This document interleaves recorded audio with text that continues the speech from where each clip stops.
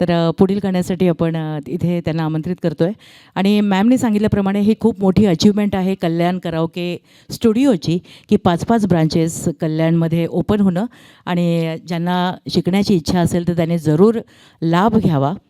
आणि इथे जे गाणं सादर करणार आहेत सानिकाजी, तर तिन्ही सांजा झालेल्या आहेत आणि साजरा शृंगार करून सजणी सजनाची वाट पाहत आहे आणि प्रत्येक चाहुलीमध्ये तिला त्याचा भास होत आहे. गायला आहे उषा मंगेशकर यांनी आणि आपल्यासाठी गात आहेत सानिकाजी.